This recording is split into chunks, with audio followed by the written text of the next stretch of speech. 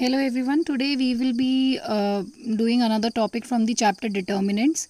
So the topic for today is applications of determinants to coordinate geometry. So अभी हम determinants को use करेंगे coordinate geometry में कैसे. इसकी कुछ एप्लीकेशंस है बेटा. हमारे पास 3 एप्लीकेशंस है. पहली है area of a triangle, how to find area of triangle using determinant method. Second is condition of collinearity of 3 points. 3 points की कोलिनियरिटी अगर आपको प्रूव करने के लिए आ जाए तो आप वो डिटर्मिनेंट मेथड से कैसे प्रूव करेंगे वो मैं अभी आपको आज बताऊंगी. And the last one is equation of a line passing through 2 given points. अगर आपको कोई 2 पॉइंट्स गिवन है और आपको बोला गया है कि भाई एक लाइन पास कर रही है उन 2 पॉइंट्स के बीच में से, तो आपको उस लाइन की इक्वेशन कैसे निकालनी है वो भी मैं आपको आज सिखाऊंगी. So the first part I am going to cover is area of triangle. Area of a triangle. Now let's see ये कैसे होगा. लेट्स सपोज हमारे पास एक ट्राइंगल है. कोई भी एक ट्राइंगल होगा बेटा, तो ऑफ कोर्स हमें पता है ट्राइंगल में 3 वर्टिसेस होती हैं. ये रही आपकी ए, बी और सी. लेट्स से आपका ए वर्टिसेस x1, y1 था. बी वर्टिसेस आपका x2, y2 है. और जो सी वर्टिसेस है, वर्टेक्स है, वो आपका x3, y3 है.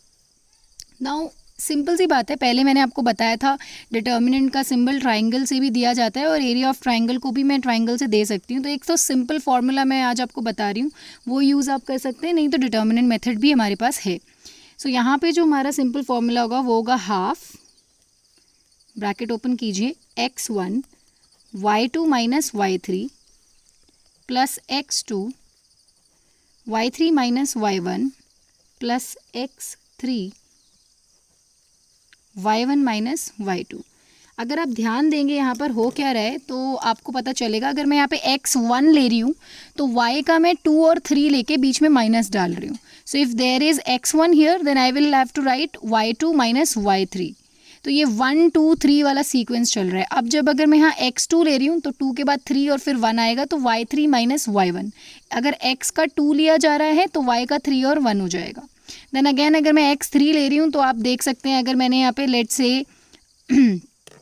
से मैं यहाँ पर लिखती हूँ 1 2 3 एक ऑर्डर में लिखती हूँ. तो अगर मैं यहाँ पर x3 यूज़ कर रही हूँ, अगर x का 3 यूज़ कर रही हूँ तो नेक्स्ट फिर इधर से वो घूम के आएगा, y का 1 और y का 2 यूज़ करेंगे, y1 माइनस y2. सो ऐसे आपका ये फार्मूला आप याद रख सकते हैं. अगेन वंस अगेन मैं आपको बताती हूँ, अगर मेरे को एरिया ऑफ ट्राइंगल निकालना है तो मैं x1 लिखूंगी, हाफ बाहर लिखेंगे आप कम्प्लीटली x1 और ब्रैकेट में आप लिखेंगे y2 माइनस y3. अगर मैं प्लस करके x2 लिख रही हूँ, नेक्स्ट मैं x2 लिखूंगी तो मेरा हो जाएगा y3 माइनस y1 प्लस अगर मैं x3 लिख रही हूँ तो मेरा हो जाएगा y1 माइनस y2. तो ऐसे तो एक फार्मूला ये हो गया. दूसरा फार्मूला बेटा डिटर्मिनेंट मेथड वाला फार्मूला मैं आपको बताती हूँ. इसको ऐसे भी लिखा जा सकता है अगर आपको डिटर्मिनेंट मेथड यूज़ करना है.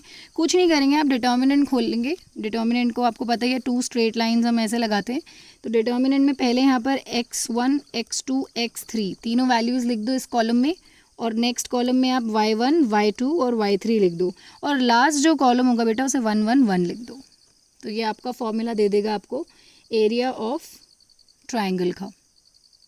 ठीक है.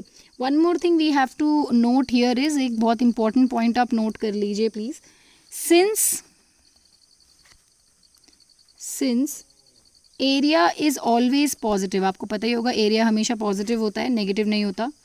Area is always positive, that is because it's a positive quantity. Therefore we always take the absolute value of the determinant of the area for the area. तो डिटर्मिनेंट में minus आ रहा है, negative आ रहा है, डजेंट मैटर, क्योंकि area एक positive quantity है. आप हमेशा एरिया के लिए पॉजिटिव ही लगाएंगे. एरिया ऑफ ट्राइंगल हमेशा पॉजिटिव होगा, ये आप प्लीज़ नोट कर लो, बहुत ही इंपॉर्टेंट पॉइंट है. मूविंग ऑन, मैं आपको एक क्वेश्चन सॉल्व करके दिखाती हूँ सो दैट आपको पता चलेगा इसमें करना क्या है, and then we can move further. आप इतना नोट कर लो तब तक. अभी लेट से आपको क्वेश्चन मिला है, find the area of the triangle with vertices a 5,4, b -2,4 and c 2,-6. तो अब आप इसको कैसे करने वाले हैं, आप कुछ नहीं करेंगे. अगर लेट से मेरे पास a मैंने x1 कॉमा y1 मान लिया, लेट्स से मैंने a को मान लिया x1 कॉमा y1, तो मेरा ये कुछ नहीं हुआ है, मेरा जो यहाँ पे x1 है वो हो गया है 5 और y1 है वो हो गया है 4। अगर मैंने b को यहाँ पे दे दिया भाई ये x2 कॉमा y2 है, तो मेरा जो x2 हो गया वो हो गया -2 और y2 हो गया 4। सिमिलरली अगर c मेरा x3 कॉमा y3 है, तो इधर c को देखते हुए x3 मेरा हो गया 2 और y3 हो गया मेरा -6। Now you can use any method you want, I will make sure आप दोनों मेथड से सॉल्व कर पाएँ, तो मैं दोनों मेथड ही दिखा देती हूँ। मैंने आपको पहले ही बताया था एरिया ऑफ ट्राइंगल होगा हाफ ब्रैकेट ओपन, अगर x1 लिया है तो y2 minus y3 plus x2 लिया है तो y3 माइनस y1 प्लस अगर मैंने x3 लिया है तो मेरा हो जाएगा y1 माइनस y2। कुछ नहीं करना, अब आपको सारी की सारी वैल्यूज़ एज इट इज़ इसमें पुट करनी है।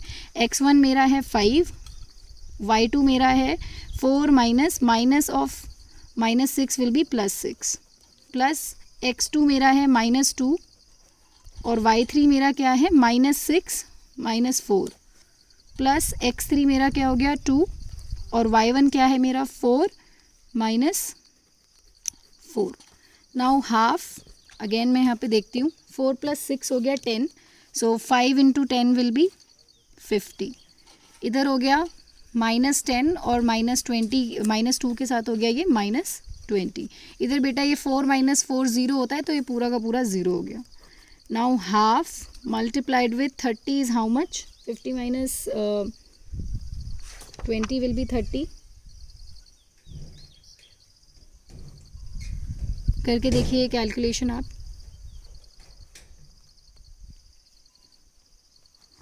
ये हो गया 15 square units. There is a slight change बेटा, यहाँ पे हमने छोटी सी मिस्टेक कर दी है। सिंस ये -10 × -2 होगा तो ये प्लस हो जाएगा, this will give me 50 + 20 which will become 70 and further this will give me 35 square units. Why are we writing square units? Because it is area of a triangle and area is always area की unit हमेशा square units में लिखी जाती है।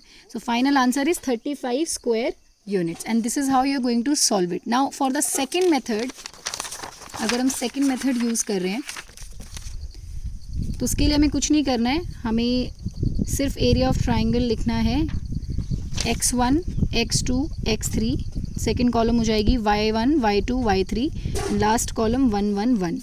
So what will be my x1 x2 x3, x1 x2 x3 मेरा हो जाएगा 5 - 2 2 और यहाँ पे हाफ भी लगेगा बेटा, हाफ भी है फॉर्मूले में। And next column second column मेरा हो जाएगा 4 4 -6 and last will be 1 1 1। If you open this determinant, इस डिटर्मिनेंट को आप ओपन करेंगे तो आपके पास आएगा समथिंग 70 - 0, आराम से आप ओपन करके देखिएगा तो ये फाइनली मुझे 35 स्क्वायर यूनिट्स देगा। एंड सिमिलरली मैंने आपको दोनों मेथड्स करके दिखा दिए हैं, आप कोई भी मेथड यूज़ कर सकते हैं पेपर में to solve this. Just remember the formula, don't forget this concept and you will be able to solve this.